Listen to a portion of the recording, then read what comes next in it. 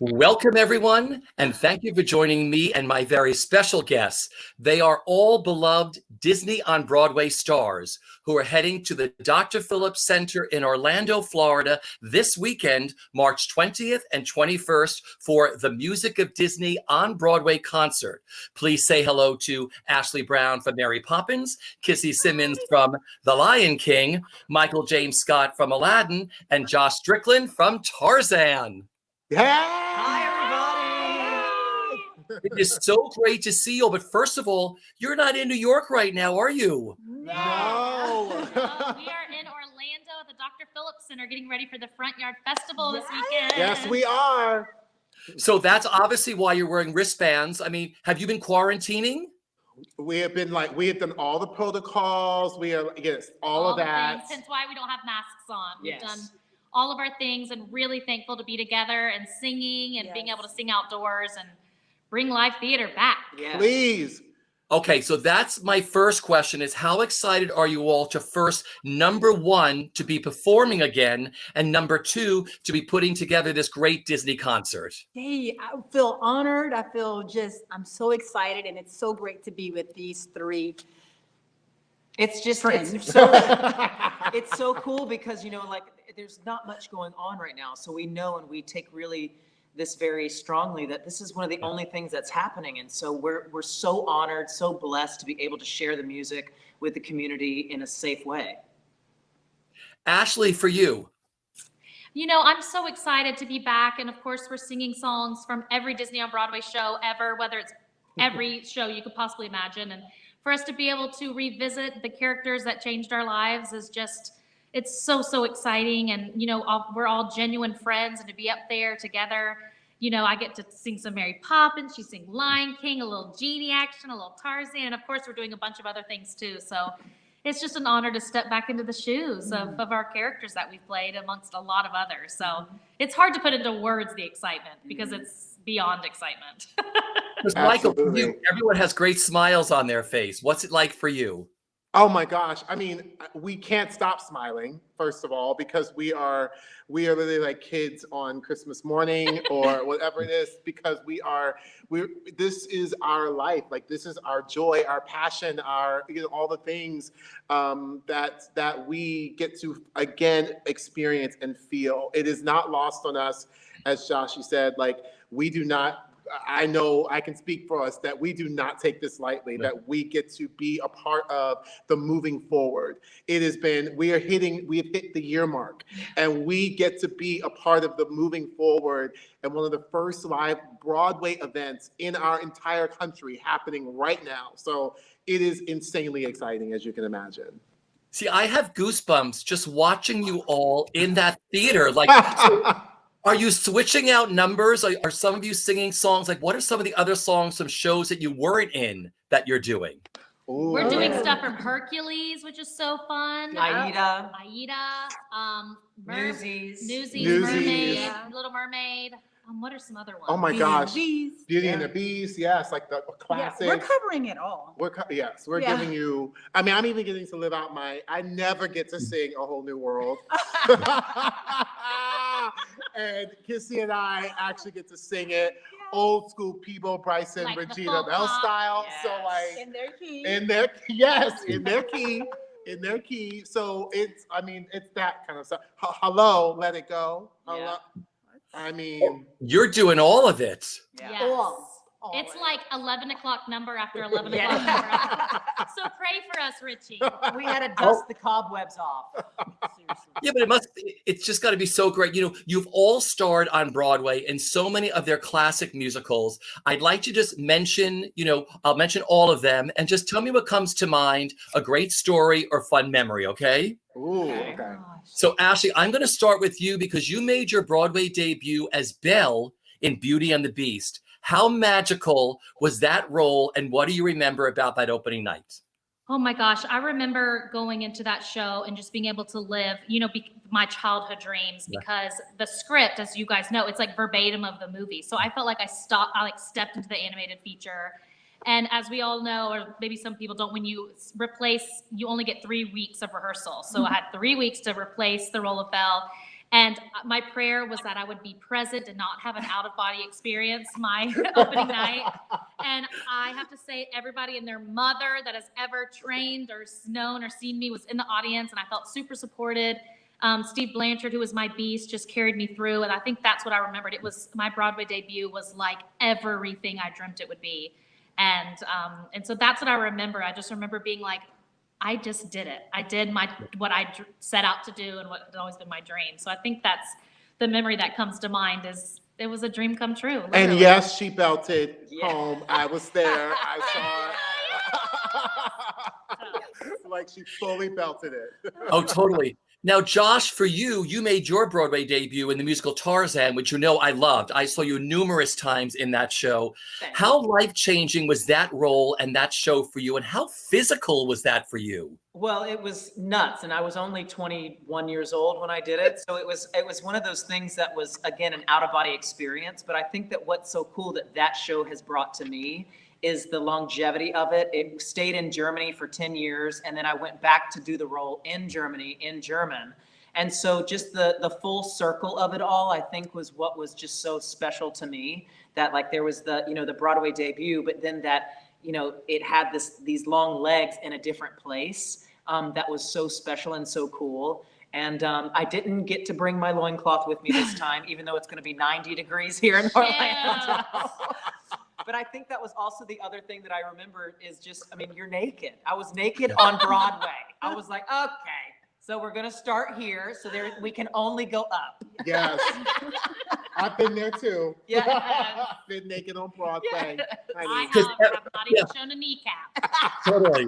Because everybody I've spoken to, like I spoke to all the Josephs who had to wear like the Joseph diaper in Joseph and the Amazing Technicolor Dreamcoat. And they said, it wasn't about just doing the show, it was going to the gym and just getting in shape. Well, and just worried about, your diet. And that's a constant thing. So, but now we're clothed. This will be a clothed show. Or maybe stay tuned, audience. I know. Totally. There may Now, be an active change. Kissy, Yes, for you made your Broadway debut, of course, as Nala in the phenomenon known as The Lion King. How life-changing Never that heard was of I that? don't know that. Is that show still running? Totally. It's going to run forever. What do you remember about that first night on Broadway? Are you kidding me? Oh my goodness. First of all, it was a dream come true. Lion King was the very first Broadway show I had ever seen. And to get the role of Nala, I was just praying that I would maybe get something in the back to the left. I don't care, butterfly, and it's just the opening night. As soon as Rafiki comes out and she's all, nah, you're just kind of like, oh my gosh, it's happening. It's happening. It's a show that I'll always love and cherish forever. I miss it so much. I love it. Yeah. Now, Michael, was your first Broadway Disney musical Tarzan with Josh? Yes, actually. Yes, it was. It was my first. And just a little FYI, it was only for a month. Which is crazy. As I joke about it with Tom Schumacher, I'm like, you owe me. You owe me. Well, first, we have to give a big shout out to Thomas Schumacher. I call him the daddy of Disney. He looks out for all of you, right? Yes, he's our daddy too. Yes, he is. Absolutely. He's like, he is a true Broadway wizard, if you will. Just everything that he does, he stands for, and he's special to all of us. He's a great person. And we are very, very grateful for what he does for the community, but also what he's done with the brand of Disney on Broadway. And also just letting us, do the concerts that we do, and especially doing this right now in such a crazy time. He completely supported it, and our whole team got back together. He's got a lot of really big things going on, as we all know, to try and get Broadway back. And the fact that he felt this was a priority really means a lot to us. That whole the office there really, who have been supportive to us being able to do this is, it is very special, truly. Yeah. And that's the thing, is it's the support system. And I think that's one thing that I remember specifically. We were so young when we did these shows, and to have that support and that, chance. We were given a chance to star on Broadway and to do these things. And it's really quite special what Tom and the team at Disney have done. Yes, and these are opportunities we never take for granted because why would you? Well, Michael, you returned to Broadway as the genie in the incredible musical Aladdin. How magical was that? How magical was that? Oh, I mean, it is. I'm going to take that again because I think I said magical. I don't know what I just said. You definitely did. I'm just so furious about my internet, but it is what it is. I mean, we Yeah, do the don't best we you, can. please, No, don't you you- worry. We all, please. Oh, but okay. So Michael, you returned to Broadway as the genie in the fabulous musical Aladdin. How magical is that role? And do you remember your first performance on stage as the genie? Oh my gosh, yes, absolutely. First of all, the genie is an iconic, beloved character all over the world. I mean, Aladdin is. I always say Aladdin is like a universal show. You know, music is like a universal language. Aladdin is like a universal show. I've had the blessing of being able to do it around the world, playing the genie, and it is unbelievable how people connect to that. I'll never forget, obviously, you know, getting the call like to play the genie and just being like, what do you mean? Like, huh? I mean, it's a lot of big shoes to fill, right? And what you're supposed to do. I was the original standby on Broadway for almost a year before I left to go do another show, and then came back and opened it as, and then it was the genie in Australia, and then around the world, and then on Broadway. But when I was the original standby, I went on. Our very first, when we first did previews, I think we started previews on like a Tuesday, I believe, I think it's Tuesday. That Friday, I was on for the weekend, and so like it was the first night of changes. There was the first time that there was like a new genie monologue in the beginning. It was like a whole like crazy. So on Friday night, I was on through the weekend. And as you can imagine, I mean, there was no time for a put-in. There was no time for any of that. So it was a unbelievable first time. You know, of course, I sweated out my mic. I sweated out everything, you know, all the things. But it just, again, like the support, though, like we talked about with like Tom and all of and the whole office. That's what I remember. It's just being like shot out of a cannon. It's always that way. Now, Ashley, you returned to Broadway as Mary Poppins. I mean, we were all there on opening night. I mean, what a magical opening night that was. But to watch you fly, but to take on the iconic role that we all brought up with, I mean, it's Julie Andrews. I mean, how life-changing was that for you? I mean, it was life-changing in so many ways. I mean, I remember I was still playing Belle and Beauty and the Beast when Tom Schumacher came up to my dressing room and he's like, you know why I'm here, right? And I was like, no, because I'd auditioned like 7 million times. But again, I didn't think I was going to be like her. You know, I thought I would be like standby or in the ensemble. And so when he was like, you know, I'm here, right? We want you to be our Mary. And I started bawling. And he literally said, your life will never be the same. And boy, he was not kidding. And I just, you know, after I got off the initial excitement, I went into actual terror and fear. I'm like, wait, I have such a huge, you know, like once you get over, like, I just want the job. I want it. I have to have it. It's going to be mine. And then it's yours. And you're like, oh my gosh, this is scary. This is like she was my idol growing up. And I never thought a little girl from the South would ever have an opportunity to play Mary Poppins. So that wasn't even in the cards for me. I didn't think. And so I took it very seriously and I realized the weight of it, but, you know, and I just really consumed myself with the show and it was an amazing cast. And our director, Richard Eyre, was like, Ashley, we want your Mary Poppins. We don't want you being Julie Andrews being Mary Poppins. And that's once I got to know the creative team, I was like, why did y'all choose me? Like, what in the world? And they were like, you're the only one that came in as like Ashley being Mary Poppins. I wasn't trying, my accent was a disaster, everything. But I just was kind of my silly, like quirky, like quick. I was just being myself and my what I feel my Mary wanted to be. But, you know, it's a big job because I knew the audience comes in loving her. And my job was to make sure they left feeling the same way, you know? So, but I mean, it was super exciting. And I was happy to have a lot of the books as part of the story so I could, and songs that I could make my own from scratch. But to carry on that legacy I was able to meet her and perform for her, which is probably the most nervous I've ever been for my life. And she's as gracious and fun and funny and real as you would want her to be. So, I mean, so many opportunities came from that, and it's still with me today. Do you remember the first time you got to fly at the New Amsterdam Theater? Of course I do. I remember when we were, and they didn't fly me all the way till previews. So Richard, he was like, we're going to just, take you up a little at a time so you're comfortable. And we don't want to, all this stuff. And by that time we were about to open for previews. I was like, honey, just take me up. I don't have room for fear. I'm not scared. My brain and heart are so full right now with all the things, like just being title of show. I was like, if this is how the good Lord wants me to go, at least it'll be on top of the New Amsterdam, There's worse places to, fall to your death. No, I'm kidding.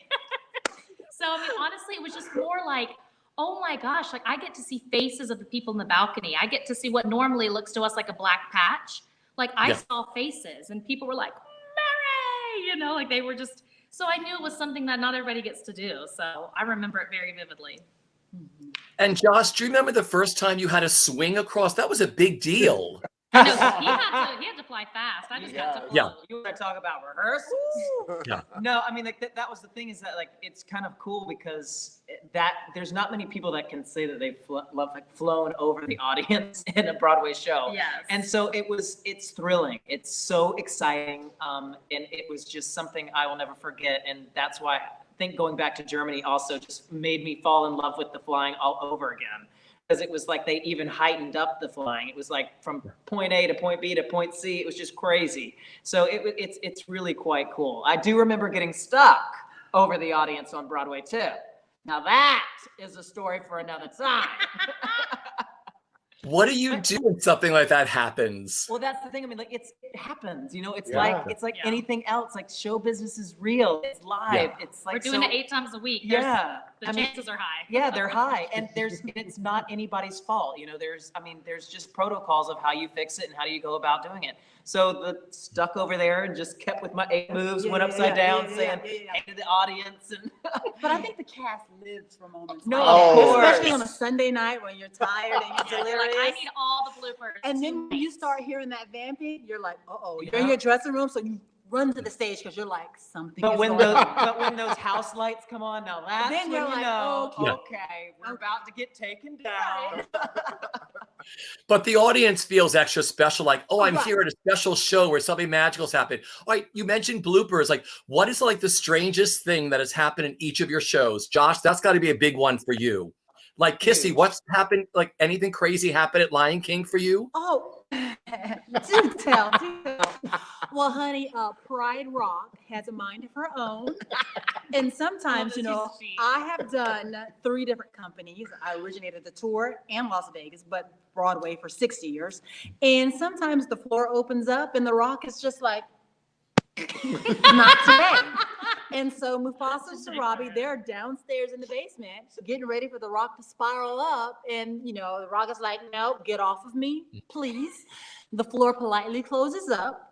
They have to get upstage, like on the stage level, and come walking out. And it's just like, what do you do? And then we have moments when Pride Rock is up and she won't go down.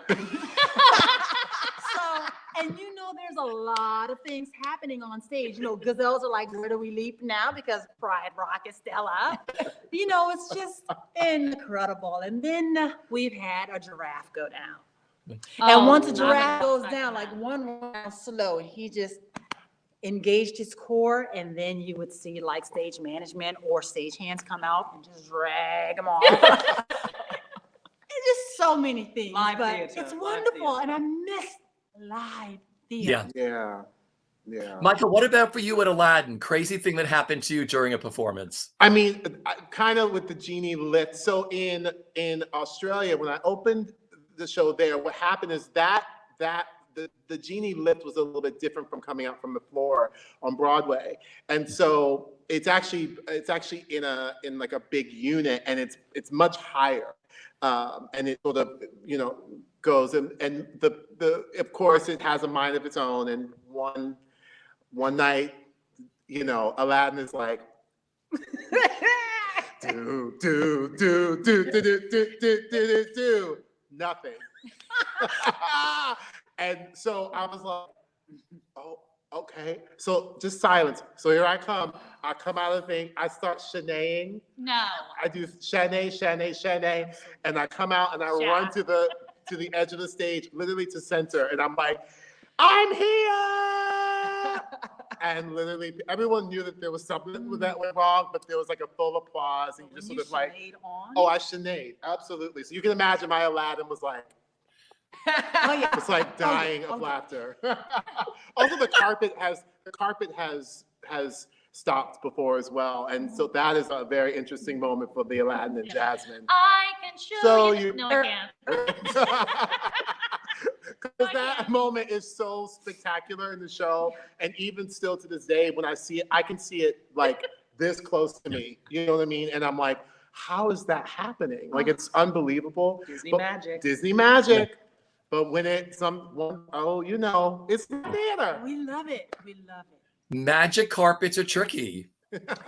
They only fly sometimes, like Pride Rock only comes up sometimes. Ashley, what about for you in Beauty and the Beast or in Mary Poppins? Craziest thing that happened to you? I mean, I have to say I had more crazy things in Mary Poppins because that's the thing. When you're like the magical one who can like make anything happen, like you're in charge of fixing every blooper. Like everybody, when anything would go wrong, even Gavin Lee would be like, oh, well, I guess I'll handle this too, you know?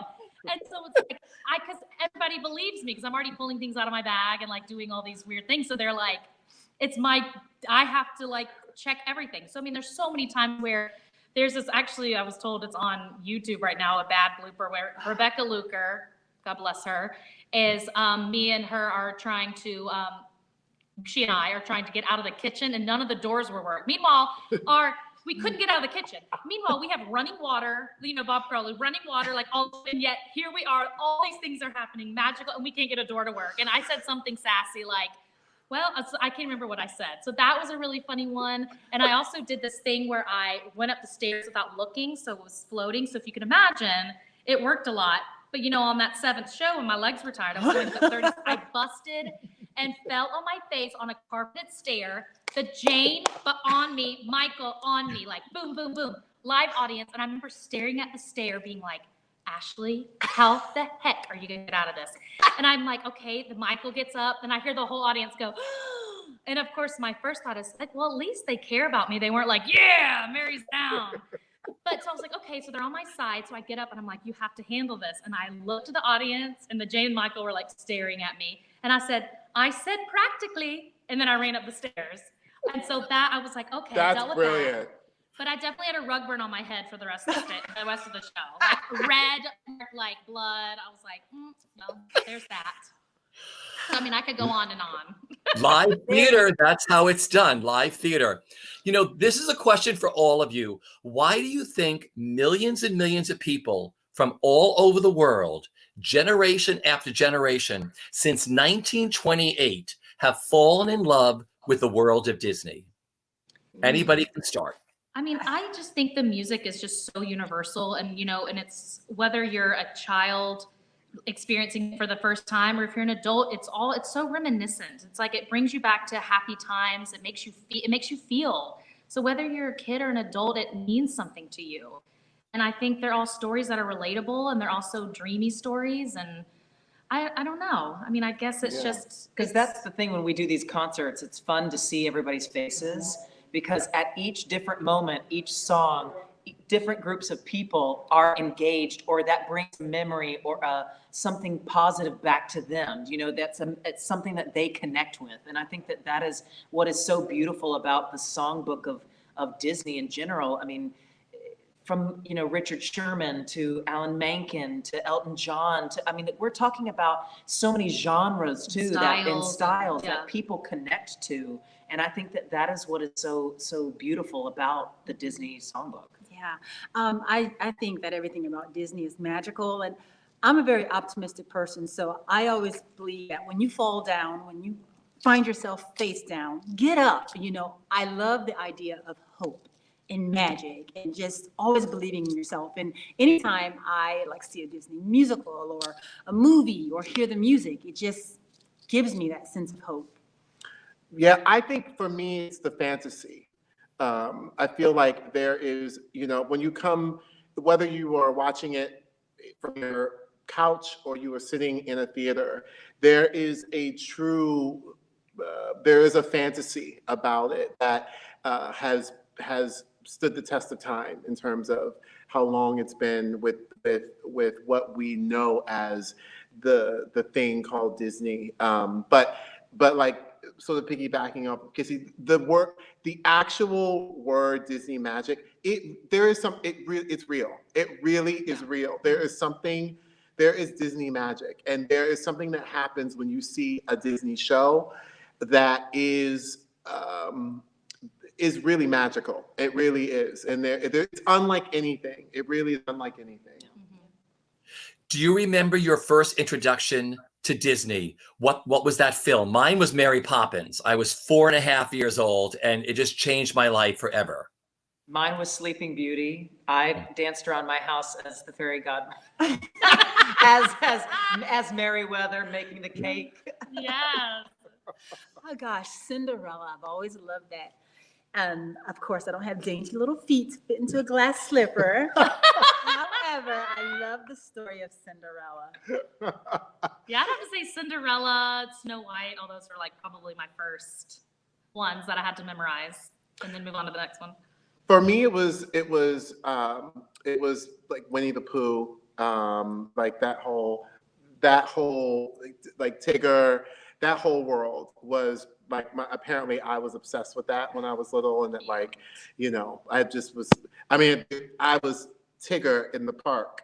Like at one point, I was a big boy back in the day, and it was like a very plump Tigger. You were a perfect Tig. But I was a fierce.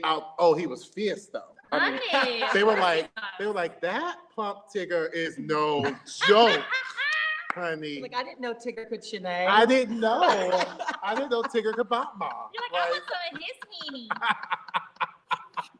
Because going back to Josh, my sister had the lunchbox. I got a G.I. Joe lunchbox. I was obsessed with the white and pink and baby blue Mary Poppins lunchbox.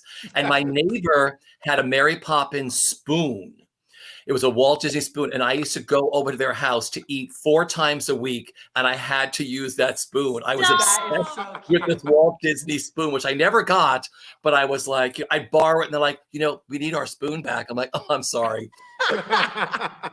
It's just that Disney thing. It's just, we have such vivid memories, but, it's so interesting to figure out why everybody loves it, but everyone has their own journey with Disney. Yep. Exactly. Yep. That's exactly right. So what's it like being, I know we have I'm in New York, you're in Orlando, you're in a black box. We're trying to get, internet going back and forth between here and Orlando. It's like, when did you all arrive down there at the theater? So we got,